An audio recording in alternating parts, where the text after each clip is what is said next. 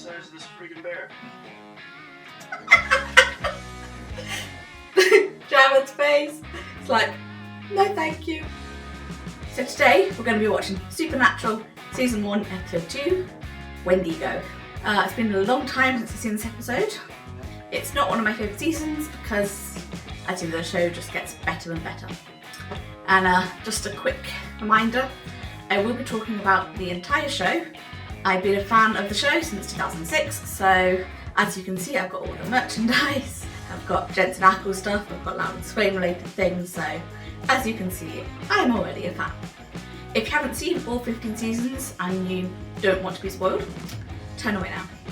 If you don't mind being spoiled, well, come join me. I have my tea, it's late at night here, so I better get started so I can get to bed.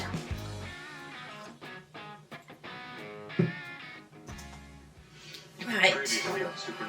Previously, I tend to skip these normally, but I might review that. Oh, what they witnessed. Okay, this dates it a little bit. And it's a well put together recap. Oh, what's with all those flashes? That's reminiscent of Angel. No chick flick moments. You love chick flicks, Dean. You know it. Here comes the work. Blackwater Ridge, Lost Creek, Colorado. Colorado? Is that how you say it? If you don't want my help, then I will follow Josiah's trail to Colorado. I have to. What? Is that not how you say Colorado? Oh, Misha. So we've got the perspective of the villain. It's a typical trick. Oh, look at those DSs. I used to have a DS. Here we have the typical creepy thing in the woods at night. Is it Freddy coming to get you? Or Freddy's mother? Or is it just a deer? That's not a deer. It's a bit of a weird reaction to have. To hear your best mate scream and then you're like, what? You're alright? Of course he's not alright.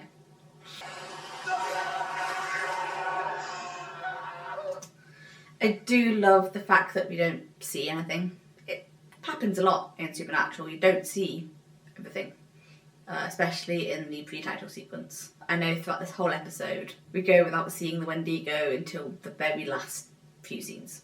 I do like that stylistic choice. Well, that budget choice, because they couldn't afford to do the Wendigo for more than a few scenes. But it works. Oh, and here comes... No blood splatter this time, just a blackout. And there's the jump scare. I love the fact that they did that. I know that scared me the first time I saw that.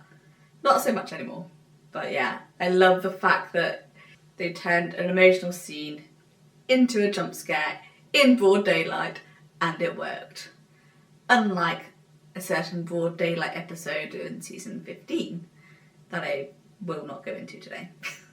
We'll drive for a while. In your whole life, you never once asked me that. That's because Dean is looking out for him and he knows that driving the car makes him feel better, so surely it's going to make Sam feel better, right? Whenever Dean's upset, he goes for a drive. Maybe he's offering that to Sam. It's cute. So we dug around there for a week and came up with nothing. Okay. You want to find... So they were there for a week. So Sam didn't just vanish after Jess disappeared, which is good. Just means that he's not going to look suspicious. Dad disappearing and this thing showing up again after 20 years? It's no coincidence. Yep, that's what I said. So we know the demon had big plans. So if my theory is correct and it kidnapped John, maybe it kidnapped John so then Dean would then look for John and they'd probably know that he would recruit Sam for his help, which would get him away from Jessica. So then they could kill Jessica to get Sam back into the life. Maybe? Dude, check out the size of this freaking bear. Jared's face. It's like, no thank you. If you didn't know, Jared is deathly afraid of bears. And yet his wife has got a bear tattoo on her arm. Oh, I wonder if Jensen knew that he was afraid of bears at this point. Oh, I love these little moments. Oh, no, sir. We're environmental study majors from UC Boulder. Just working on a paper. Bull. And people say they always get away with their fake identities. Second episode in, nope. First episode in, they didn't. They didn't always. What do you all shoot first, ask questions later anyway? Since now. Really? Is that a bit of a impressed look on Dean's face? I think so. That yours? Yeah. Nice car. It is a nice car. So if Tommy's not too bad. Dean's like, how do you know something's wrong? she likes my car? He checks in every day Brilliant. myself. Our parents are gone. It's just my two brothers and me. We all keep pretty close tabs on each other. I'm heading out in the morning and I'm gonna find Tommy myself. I think I know how you feel. He actually does. And not just now. He will feel that way in the future when he's trying to find Sam. They're both a big sibling and they need to look out for their little brothers. Or brother. Sorry, Adam. Here comes Sam's puppy dog eyes. What did you see? It moved too fast to see. It was some sort of a demon. Not a demon. Demons don't have to unlock doors if they want inside or just go through the wall. So it's probably something else, something corporeal. Corporeal. Excuse me, Professor. Shut up. So what do you think? Here we have Sam and Dean banter. Now, I actually wrote my dissertation on Buffy and Supernatural, and I did actually discuss the fact that they use banter in it to, you know, show affection for each other. I think this is Dean's way of saying, you know, how proud he is of Sam being so smart. But, yeah, because he is a mid-20s man in the mid-2000s, he just can't come out and say it. He just has to deliver it by insult. I'm just gonna sit this out. When we go with her, we protect He her. would know that. Field for our fuzzy predator friend. Not yet, but he would know that. Well, Actually, he does know that. Because Sam was missing when he was younger. So Dean knows what that feeling is like. It's because he used Sam. Because he ran away that time to Flagstaff, I think it was. They both had rough childhoods. Whereas Dean stayed, Sam tried to get away. What? Ooh. First signs of tension. It's such a pretty car. Wait, you wanna come with us? And you're hiking out in biker boots and jeans? Oh, sweetheart, I don't do shorts. Really? Exhibit A. You will have the honor of playing one of the greatest games ever invented. Exhibit B. What's up with the shorts? It's a free bunker. You're such a liar, Dean. You might be hurt. So Sam is the first one of the brothers to wear plaid. Okay. I was wondering when the first time would be. Episode 2. Bambi or Yogi ever hug you back? Watch where you're going, Dean. You guys are carrying a duffel bag. You're not rangers, so who the hell are you? Again. They get called out on their fake identities. Again. And we're looking for our father. He might be here, we don't know. I just figured that you and me were in the same boat. So I know John left them coordinates. But I don't know why they think that John would be here rather than it just be a case once they find out it's actually a case. So, I mean, it's pretty thin, but I guess it's all they've got to go on, really. That's where John marked down, I guess, the potential lead of where he was going next. But if he's been gone for a while, he maybe would have been gone by then. But I guess it's the only lead they have. Don't worry about me. I mean, that's basic hunting survival skills, surely. Don't go anywhere by yourself. It's hiking skills. And him being a ranger, he should know that. The tracks just vanish. It's weird. It's no skinwalker or black dog. Dean, good tracker. He's certainly been taught well. Hey, you can still be alive. Oh, see his little face movements there. It's kind of another part of Jensen Ackles' subtle facial expressions. Everybody back to camp. Sam is such a smart boy. I need to speak with you. Private. Sam knows what it is. Wendigos are in the Minnesota woods or northern Michigan. I've never even heard of one this far west. Think about it, Dean. The claws, the way it can mimic a human voice. If you shoot this thing, you're just gonna make it mad. We have to leave now. One, you're talking nonsense. Two, you're in no position to give anybody orders. Relax. I'm trying to protect you. I was hunting these woods when your mommy was still kissing you goodnight. Yeah? And it's gonna hunt you down and eat you alive unless we get your stupid, sorry ass out of here. You ever hunt a wind? Chill out. So this is kind of the first point we see Sam's anger really come out. He said he had an issue with his anger. The fact that he was angry all the time. And obviously, you know, grief does that. We see that with Dean as well in the future. But we also see his more dominant side, if you want to say that.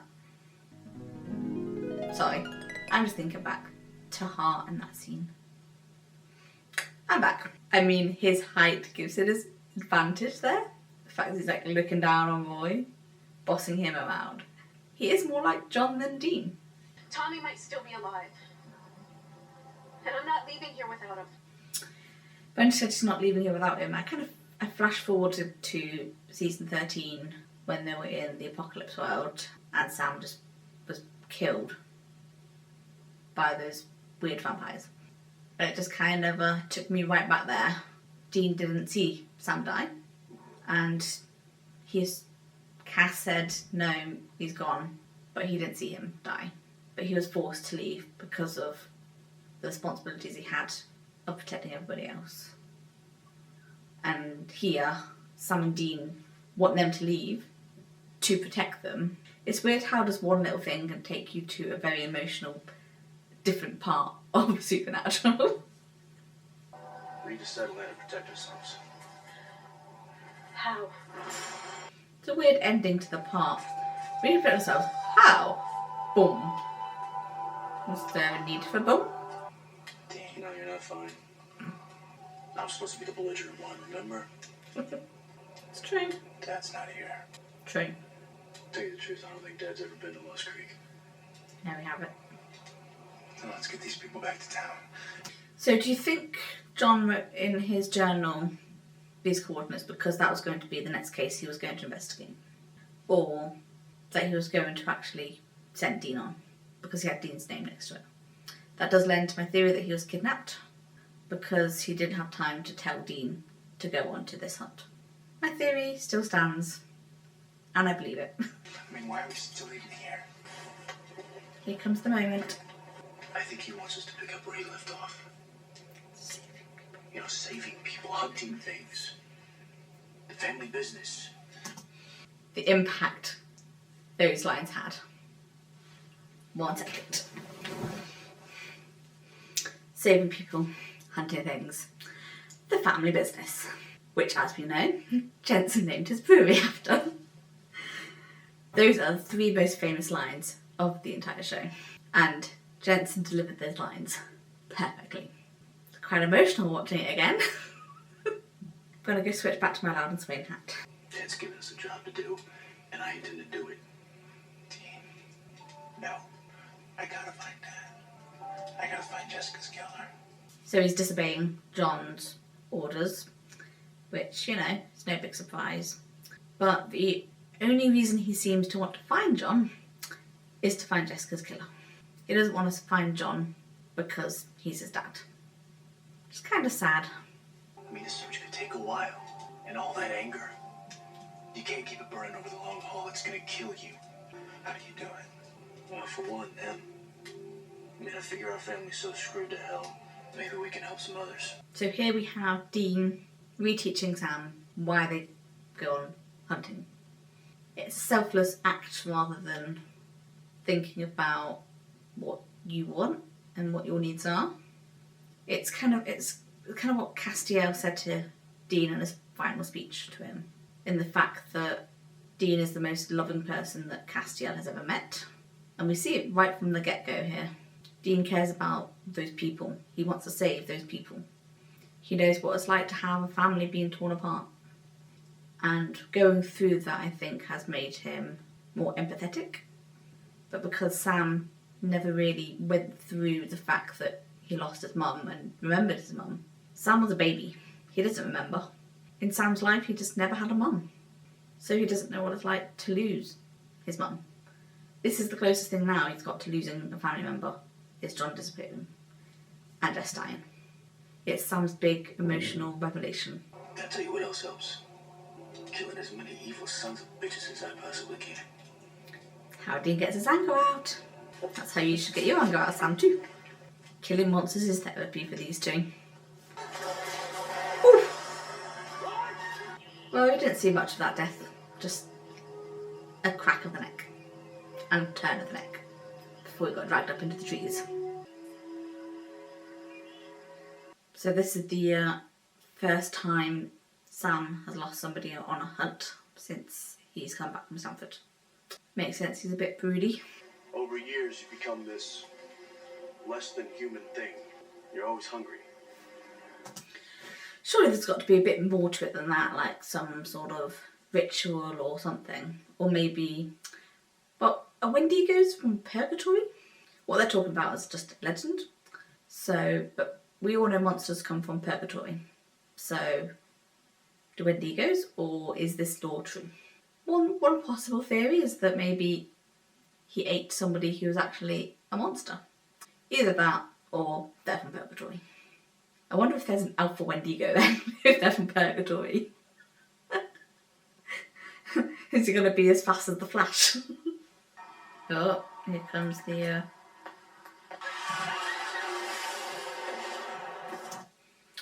2 episodes in. That's the 3rd body dripping blood from up above. What's that about, Crypt King? What's that about? Uh-oh. Sam, Dean! Sam, Dean! Warning, danger, do not enter, extremely toxic material. Inside? Some of the Supernatural fandom. Oh boy. Ooh. It's okay. It's okay. Oh. Wow, Dean is muddy and bloody. It's really good makeup that they had on Dean there. You don't always appreciate how much effort goes into all these little details. However, they don't seem to scar. And the first 3 seasons, they don't have any angelic intervention to prevent scarring. I mean, they had a bit of a scar at the beginning of season 2 from the car crash, but that eventually healed. Another jump scare, but it didn't scare me because I knew it was coming. This was a good jump scare this time. Flare guns. Those will work. Dean just looked so cocky there, twiddling the guns. He is a wannabe action hero, isn't he? It is consistent throughout the whole show. I mean, he wanted to use the ninja stars, he wanted to use the rocket launcher. He is a typical action movie, beers-willing American hunter. Action movie loving, cheeseburger eating, moronic American lunatics. You think what I'm thinking? Yeah, I think so. Already reading each other's thoughts. Stay saying he's gonna get you out of here. What are you gonna do?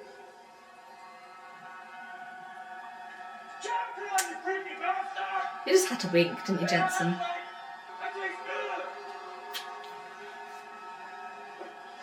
You taste good. Oh, my mind. Sorry, I was about to say I have a lot of bad influences out there, but then I use the word influence. Holy shit, that's terrifying. Run away! Okay, that is one ugly monster with massive hands. When Dean shot the Wendigo and his body lit up, just reminded me of Soldier Boy lighting up. I don't know how to thank you. Oh, Dean. Must you cheapen the moment? Yeah. He's such a big flirt. I mean, there were some flirtatious signs before that, so it makes sense that he would take a shot. He is a mid-20s male, after all.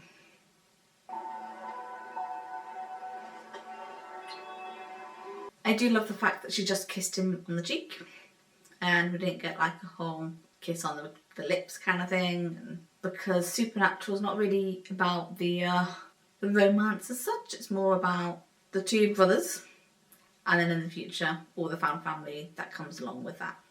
That's what I like about this show, the fact that it doesn't actually focus on romantic interests. I'd had a lot of that, and even things like Smallville, then sometimes you just got bogged down in the drama between couples and relationships.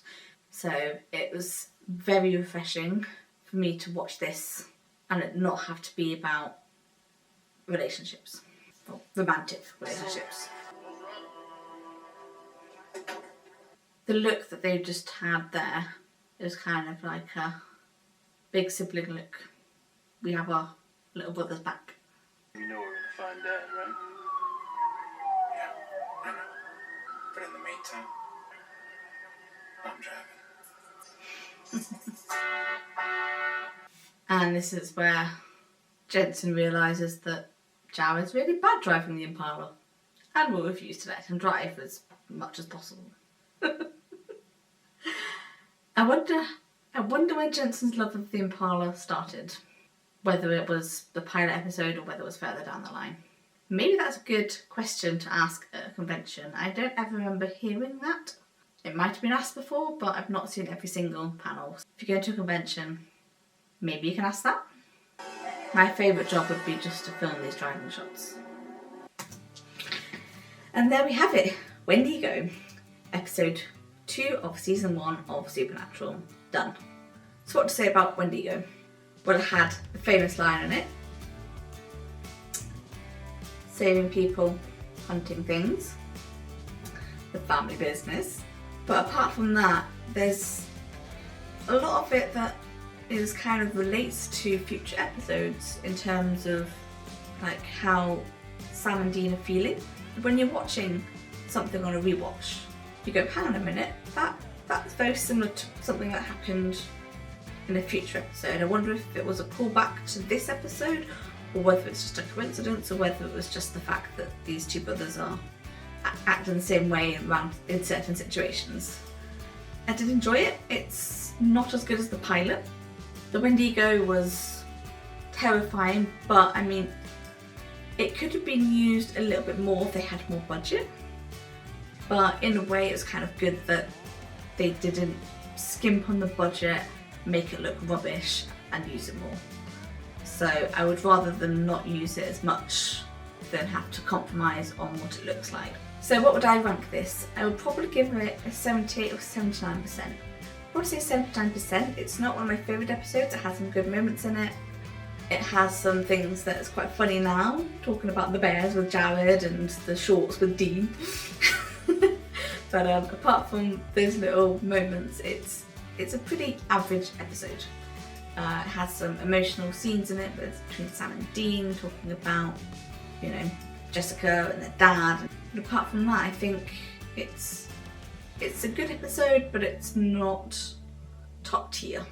If you want to watch more of my content, like, comment and subscribe. If you want to watch the next episode of Supernatural, which is Dead in the Water with the lovely Amy Acker.